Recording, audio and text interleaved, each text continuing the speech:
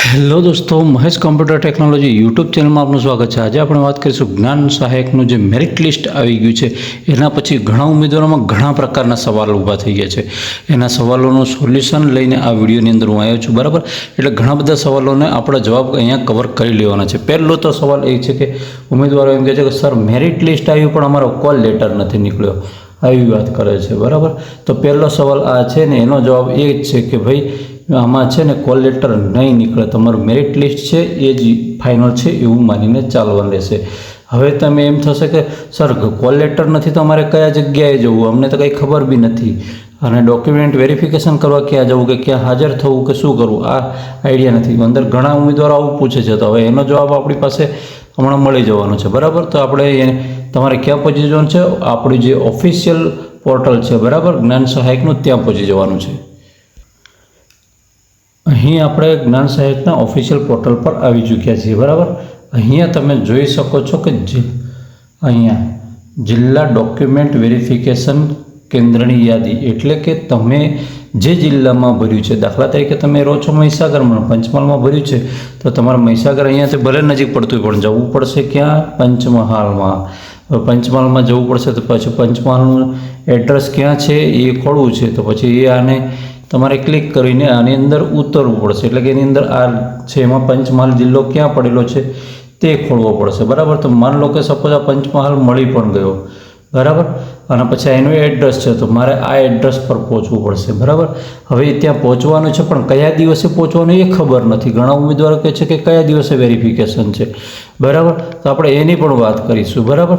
એટલે આ તમારો જે સેન્ટરવાળો સવાલ હતો આ દરેક ઉમેદવારની વાત લાગુ પડે છે કે દરેકને આ રીતે તમે તમારું જે સેન્ટર છે ત્યાં પહોંચવું હોય તો આ રીતે પહોંચી શકો છો, બરાબર। પણ કયા દિવસે પહોંચવાનું છે, કેટલા રાઉન્ડ પડશે એની પણ વાત કરીશ, બરાબર।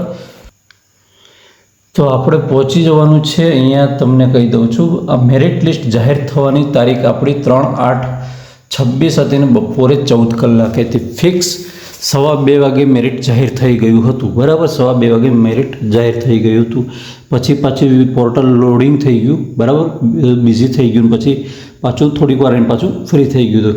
હવે કેવું છે કે તમારું રિપોર્ટિંગ છે, હવે રિપોર્ટિંગ એટલે શું તો હાજરી, બરાબર। તમે જ્યાં હાજર થશો મિનિંગ તમારે 10 વાગ્યા પહેલાં જે જગ્યા છે ત્યાં પહોંચી જવું પડશે। હું તમને આ સમયનો અંદાજ આપી દઉં છું।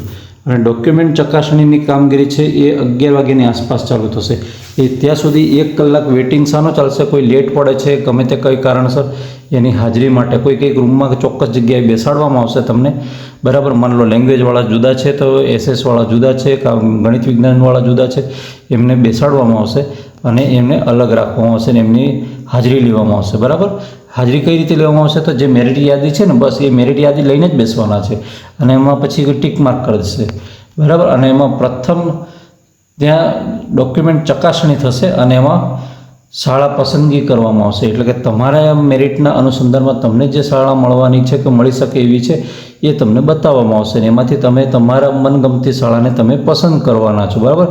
અને તમને ના ફાવે તો તમે એવું કહેશો કે ભાઈ મને નથી ફાવતું, મારે આ એક પણ નથી જોઈતી, હું હાલ્યો ઘરે, એવું પણ થઈ શકે, ઘણા ઉમેદવારો એવા નીકળે છે, બરાબર। હવે આ પ્રોસેસ કયા દિવસે છે તો 5/8ના રોજ છે, બરાબર। એટલે 5મી તારીખે આપણે પહોંચી જવાનું છે, 5મી તારીખ એટલે કે બુધવારના રોજ, બરાબર। એન્ડ પછી રિપોર્ટિંગ સેકન્ડ રાઉન્ડ ચાલુ થવાનું છે, પણ આ ક્યારે કે જો આ તારીખે ભરાતા વધેલી હોય એ જગ્યાઓ માટે આ ઉમેદવારોને આ દિવસે બોલાવવામાં આવશે, બરાબર। એટલે કે 7/8ના રોજ, બરાબર।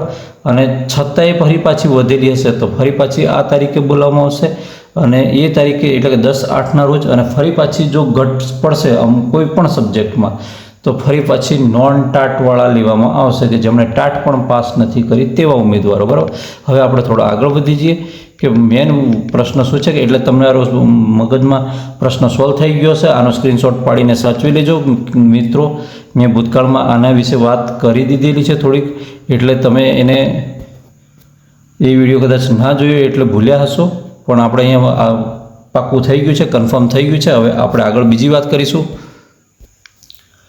હવે ડોક્યુમેન્ટ વેરિફિકેશન થાય છે, બરાબર। તો ડોક્યુમેન્ટ વેરિફિકેશનમાં કયા ડોક્યુમેન્ટ્સને પ્રાથમિકતા અપાશે. તો તમને કહી દઉં કે ડોક્યુમેન્ટમાં જે તમે ઓનલાઈન કર્યા છે ને અપલોડ, એમને તો પ્રાથમિકતા દેશે જ.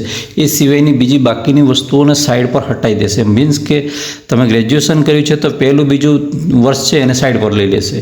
ઓનલી 3rd યરની માર્કશીટ દેખશે. બરાબર, આ રીતે ચાલશે. કેમ કહું છું? કેમ કે અહીંયા પહેલું પ્રાથમિકતા હમણાં શાને આલી છે કે જે તમારી ટાટની માર્કશીટ છે એને આપી છે, એના આધારે મેરિટ કાઢ્યું છે. બરાબર, આમણે કોઈને ડિસ્ટ્રિક્શન હશે, કોઈને ગોલ્ડ મેડલ કેમ નથી. બરાબર, પણ એ બધું કંઈ સાઈડ પર હટાવી દીધું. બરાબર, અને કોઈ માંડ પાસ થયેલું હોય તો પણ સાઈડ પર હટાવી દીધું. ઓનલી ટાટ પર લગાવી દીધું છે. હવે એમાં ડોક્યુમેન્ટ વેરિફિકેશન એના આધારે ચલાવ્યું છે. બરાબર, એટલે પહેલાં તો આજે આપણા જે હતા HSC લેશે, પછી ગ્રેજ્યુએશન લેશે, અને કોઈ પોસ્ટ ગ્રેજ્યુએશન કરેલું છે એ B.Ed આ લેશે.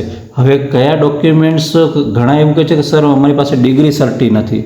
બરાબર, તો કદાચ ના હોય તો ડરી ના જતા અને ગભરાઈ ના જતા, ઉપડી જ જવાનું છે. હું કહું છું, અને ત્યાં પહોંચી જવાનું છે. જે તે સ્થળે છે ત્યાં રિપોર્ટિંગ કરીને પહોંચી જવાનું છે. બરાબર, વેરિફિકેશનમાં આ કોઈ જે મેન છે એ મેન જ માંગશે.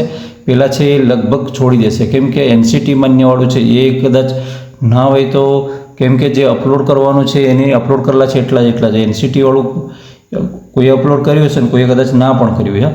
એટલે એ છે. અને કેટલાક કમ્પ્યુટર વિશે પૂછે છે કે સર કમ્પ્યુટરમાં અમે યસ કર્યું છે અને અમારી પાસે સર્ટિફિકેટ નથી. હા, તો એ તો તમારું નોલેજ છે કે નહીં એના વિશે છે. બરાબર, પછી જરૂર પડેથી પાછળથી તમે મેળવી શકો છો, પણ આ તો કરારવાળી છે, પરમેનન્ટ જોબ તો છે નહીં, એટલે પછી એમાં કમ્પ્યુટરવાળો સવાલ રહેતો નથી. એટલે કોમ્પ્યુટરનું સર્ટિફિકેટ કદાચ ન પણ હોય તો પહોંચી ગયા હોય અને જો મેરિટમાં આવી ગયા હોય તો ઉપડી જ જવાનું છે.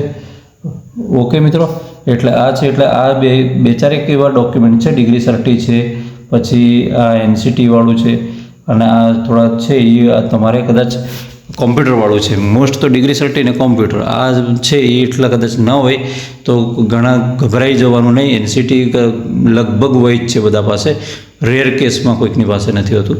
બરાબર, એટલે આપણે એ લઈને ત્યાં ઉપડી જવાનું છે. સાથે તો બધા જ રાખવાના છે, પણ રજૂ કરવા માટે ખાલી એટલા તમારે, મેં હમણાં વાત કરી એમ, HSC, ગ્રેજ્યુએશન, માસ્ટર હોય તો માસ્ટર, અને B.Ed હોય તો B.Ed, અને ટાટ આટલું જ લઈને અને બેસી જવાનું છે.